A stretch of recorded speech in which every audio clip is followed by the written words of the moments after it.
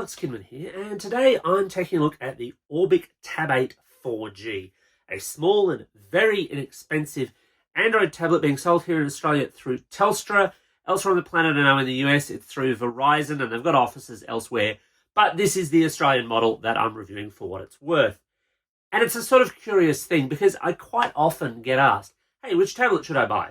And for most people, my answer has been remarkably consistent. It's basically been, get the current model cheapest iPad, which at the moment, at the time of recording this, would be the 9th gen iPad. Now, if you want that kind of laptop replacement space, yes, you're looking at more things like the iPad Pro or the Surface Pro. But for most people, what they want out of a tablet is more your content consumption kind of stories. So more looking at browsing web pages, social media, a few light games, that kind of thing. And for that, I reckon Apple's actually had that market sewn up for the longest time. So what about Android? I mean, there are Android tablets, right? Well, the issue there for me has not so much been the quality of the physical product. It's been the fact that Android as a tablet OS has always been somewhat unsatisfying. Apps are inconsistent. Some have great tablet UIs, but a lot do not. You end up with lots of ugly white space or buttons that look wrong or things that don't just quite scale right. And Google's run really hot and cold on this. And that's basically why I've had such a strong position on this, where I've just thought, yeah, look, iPadOS actually gets that stuff right and pretty much has forever. Android really has only dabbled. Where that does leave a sweet spot, though, for Android tablet manufacturers are for things that are cheaper than iPads. And this definitely is cheaper. Here in Australia, the Orbic Tab 8 4G will run you $149. I'll repeat that, $149. Cheap. Real cheap, in other words. Way cheaper than that 9th gen iPad, in fact. And that could make it a compelling prospect for some. So, Orbic sent me this to test out for a couple of weeks. I've been doing that. Here's my impressions. Here's where I think this is a really good tablet for the money. And here's where I think it isn't. So let's start with the good stuff. So, physically, 8 inches is actually a pretty good size. Stop laughing in the back there, you know what I mean. This is a tablet you can hold, as I am doing right now, in one hand. It's fairly easy to scroll around. It's nice and light and comfortable to sit on your sofa, as I've done, and scroll through my social media feeds, read web pages, play a few light games. All of that works fairly well. The screen is not particularly high quality. It's not particularly fancy, but it gets the job done. It's also really, really cheap. I think I already mentioned that one, though. Battery life is actually surprisingly quite good. Now, cheap tablets often skimp on battery inclusions, and at 4,300 milliamps, the Orbic's not exactly rocking a lot of battery power. I mean, you can pretty easily get a phone with quite a bit more than that. But in day-to-day testing, yeah, look, this thing does okay. Not spectacular, and obviously if you do give it to the kids because you just want them to play games on it, it's going to run out sooner rather than later. Recharging, though, is via USB-C, and there is a charger in the box, which is a good thing to see. Surprising a little at this price point, where quite often you get a cable and just a use your existing charger kind of message. I like some aspects of the design. Now, look, this is a cheap plastic-feeling tablet. There's no getting around that. It sort of reminds me of the old Nexus tablets, actually, and I'm dating myself there. But this is very much a built-to-go kind of tablet. There's a couple of little features I do like. I like the fact, and this is tiny, this is really minor, but I like the fact that the power and volume buttons are bright green. It just kind of stands out against the otherwise generic nature of its design.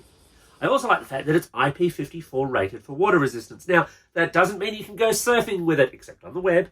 It doesn't mean you can dunk it in your bath or your pool. It does mean that if it gets a little bit of light rain on it, it should be okay. You don't really see IP-rated water resistance in devices at this price point. Usually it's just a, don't get it wet, we don't know, it might crumble kind of response. So that is also nice to see. There is also a proper headphone jack if wired headphones still matter to you. Also a nice to see thing at this price point. Finally, in the plus column, it's really cheap, but I think I might have mentioned that already. So what's not so good? Well, look, the Orbic Tab 8 4G runs on a Snapdragon 680 processor with 3 gig of RAM and just 32 gig of storage, although you can boost that with micro SD cards. It kind of amuses me in a way, actually, because it can take up to a 1 terabyte card. Depending on where you're shopping, that means the card could cost more than the tablet. But I digress. This is not a recipe for a fast tablet. This is basically the tablet equivalent of something like the Moto G32 that I've already reviewed. Not fast. You will wait a while for web pages to load if they're complex, for apps to load. All of these things have a bit of lag built into them, and the more you use it on a given day, if apps are misbehaving, the more you will see it slow down. Still, you can play, basic games on it are fine, and even more complex ones if you've got a bit more patience are fine. Don't know I'd really be going into the first-person shooters if I were you, though, and this is not going to be a competitive-grade gaming tablet for sure. The cameras are really ordinary, and I'm being kind there. They're bordering on awful, actually. 13 megapixel at the back, 5 megapixel at the front. Okay, I guess, for your video calls with grandma, but they're so slow to focus, they're so inconsistent. It's quite painful, and I'm not a big fan of taking photos with tablets in the first place, but yeah, these do not really meet what you're likely to need in terms of a pleasing photo. Again, if they're the only camera you've got, they're the only camera you've got, but they're pretty poor and they definitely could be better. Finally, there's the 4G nature of this. Now, this is why Telstra in Australia here is selling it, because of course they want to sell you a mobile broadband plan to go with it. But I didn't find myself using it much, and I found myself pondering on whether or not it's really necessary in a tablet at this price point.